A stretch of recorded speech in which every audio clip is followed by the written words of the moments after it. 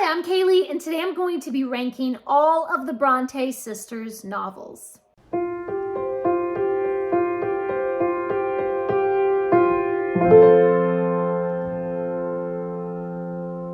Not only am I going to be ranking their novels, but also their poetry, and I have a few honorable mentions that are Bronte connected, but not actually written by the Brontes. And if you haven't already, please do subscribe to this channel. Give this video a thumbs up if you love Charlotte and Anne and Emily Bronte. So I'm actually going to start with the honorable mentions, the ones that are Bronte related, but were not actually written by the Brontes. Right down at the very bottom of this list, my most hated Bronte-related book is the graphic novel entitled Bronte by Manuela Santoni. I hated this graphic novel so much. This is sort of a biography of the Bronte sisters in graphic novel form, and it just takes a lot of liberties with the actual history, and it portrays them as just being really snarky and mean. I don't know what kind of awful foolishness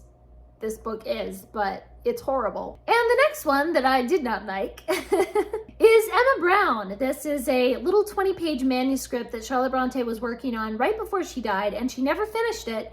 But the author Claire Boylan went on and tried to finish the novel in Charlotte Bronte's style, and did not do a very good job of imitating Charlotte Bronte's style. I did not like the story. I did not like the subject material. I did not like the writing style.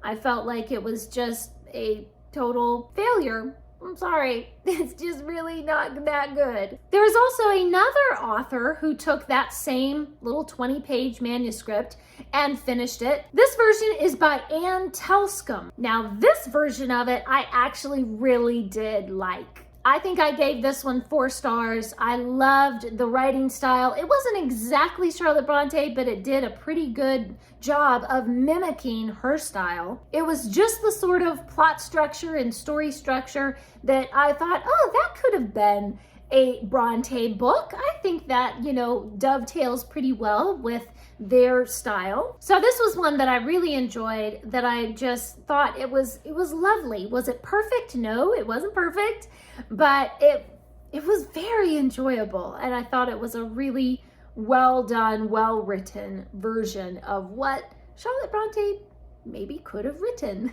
And right at the top of this honorable mentions list is The Life of Charlotte Bronte by Elizabeth Gaskell. Elizabeth Gaskell and Charlotte Bronte were friends, and after Charlotte's death, then Mr. Bronte, Charlotte's father, asked Elizabeth Gaskell to write a biography of his child. I think it's just a really lovely look into the daily lives of the Bronte family, and it's just enjoyable to read. I thought it was just really interesting. So that takes care of the honorable mentions, and now let's get into the actual works of the Bronte sisters. Right down at the very bottom of this list is The Professor by Charlotte Bronte. I think I gave this 1 star, 2 stars maybe. This is one that Charlotte Bronte never meant to be published. It was published after her death, and so I feel like it's not as polished as her actual published works that were published when she was alive. A lot of people say that she took the ideas from The Professor and just kind of redid them in Villette,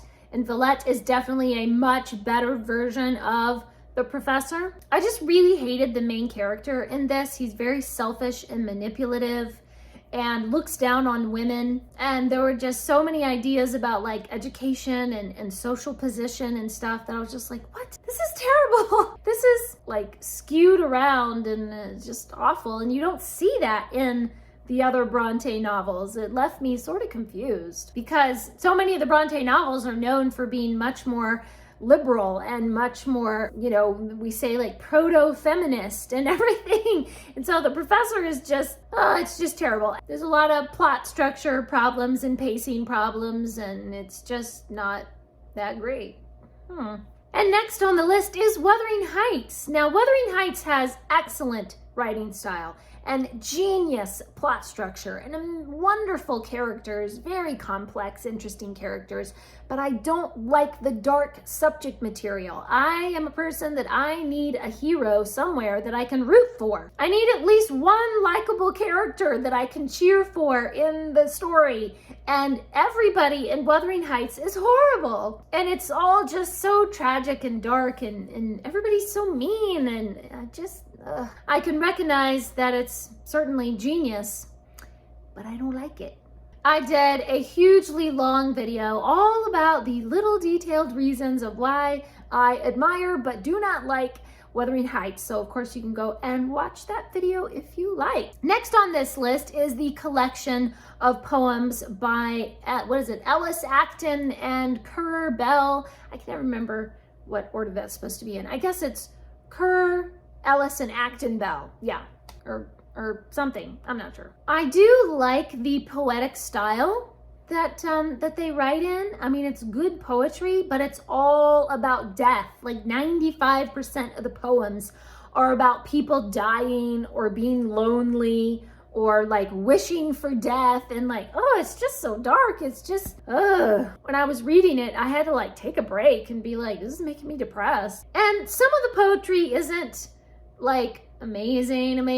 It's fine, it's good. Some of the poems are like, wow, that was amazing, that was genius, that was a really excellent poem. And others of them are just like, it was fine. So this one is just sort of in the middle somewhere. Then we have Villette by Charlotte Bronte. I do like this one because it is about a teacher, and I am a teacher, and I really like this exploration of education and living in a country that is not your home country and having to deal with another language and another culture. And I grew up in a different country, so I feel like the main character is just constantly in culture shock, and that could be a very lonely place to be. And so there was a lot in this book that I really related to. It does have some weird issues with plot structure that's not super the best, but there are a lot of things in Villette that I really, really love. So it's not exactly my favorite, but I don't hate it either. I think I gave it 4 stars when I read it. However, it's just, there are other Bronte books that I like better. We are getting up into the top 4 spots now, and this is very difficult to choose. But the next one is Agnes Grey by Anne Bronte. Agnes Grey is about a governess who is sort of lonely in her position, but she makes friends among the poor and the downtrodden, the helpless in her community, and she just becomes known as a person of compassion and generosity. Agnes Grey is a very quiet book, very slow moving. There's not like a ton of things that happen in the plot. It's not super dramatic or anything, but it's in those quiet little moments and the little delicate connections between characters that this really beautiful, peaceful story comes to life. It's definitely a different sort of book, and I think it's just so introspective. It's so interesting. It's so beautiful. I think you sort of have to come into it with the right sort of mood. And you can't expect it to be all dramatic like so many of the other Bronte books. I think I gave Agnes Grey 4 or 5 stars. It's definitely, such a lovely, emotional, beautiful book. And the next one is another one by Anne Bronte. It's Tenant of Wildfell Hall.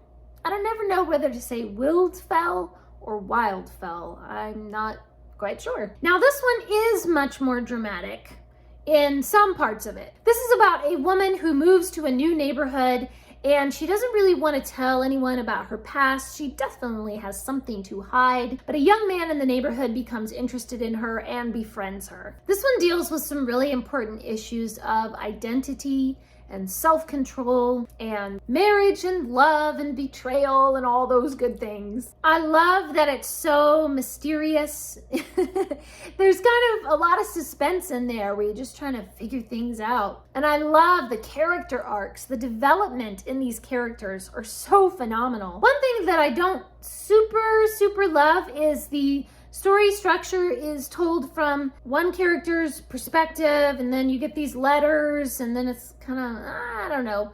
It's a little bit of a chaotic story structure there of like the perspective and the narrator changes. But I love these characters. I just love the complexity and the emotions and the different relationships between people. It's really, really compelling. It's really beautiful. And in the number 2 spot is Shirley by Charlotte Bronte. I will leave a link to my video all about why you should love Shirley. Caroline and Shirley are the very best of friends, but their friendship is tested when they both appear to have fallen in love with the same man. Shirley herself, the main character, is just fierce and strong and courageous. The plot is really interesting and exciting, and there are all of these supporting characters who are each very complex, and just seeing how these characters' personalities and the relationships with each other are just kind of woven together in this tapestry, and it's just fantastic. I really love Charlotte Bronte's writing style. It really just draws you into this story, and so many little things will take on a special meaning. The setting deals with the industrialization, and there's a lot of tension between the master and the workers. I just found it absolutely fascinating. The themes of unrequited love and loneliness. And of course, a little bit of feminism, where the women are longing to take action in their lives, but there are decisions that are outside of their control. It's just such a fantastic book. And of course, I gave it 5 stars, and I just love it so much. And right at the top of this list, at the top of many people's lists, I think, is Jane Eyre by Charlotte Bronte. This was the first Bronte novel that I ever read, one of the first classics that I ever read as a teenager, and it still remains my favorite. Jane Eyre is a poor governess, and she meets Mr. Rochester, who appears to take an interest in her, but he also has a deep, dark secret that he is hiding in the house. There is just something so enchanting about Jane herself. She is so strong. She is so determined. And yet she's a very gentle and very sensitive soul. One of the things I love about this book is that when the chips are down, Jane does what is right, even when it means that she loses everything. And because she does what is right, then she is rewarded. There's just so much great melodrama in this plot. So much mystery and suspense. It is heartbreaking. It is beautiful. It is always interesting. Some people really don't like Mr. Rochester, and he is a jerk for most of the book, I have to admit. But I feel like Mr. Rochester, he reforms towards the end of the book and becomes a better person. And so that is one of the main reasons why I love Jane Eyre, because it's a redemption arc for Mr. Rochester. And of course, because Jane herself comes to realize the full extent of her own individuality, her own personal power. I think the book Jane Eyre really balances light and somewhat darker subject material. And there are just so many plot twists and surprises and mysteries, and it's just fantastic. Jane, we love you. This is why I have multiple copies of Jane Eyre. I've lost track of how many I have back here. And that is my ranking of the Bronte's works and Bronte-related works. Please leave me a comment down below and let me know, what would your ranking be? What would your top 4 or your top 3 Bronte novels be? Thanks for watching. Please subscribe, and remember, the right book in the right hands at the right time can change the world.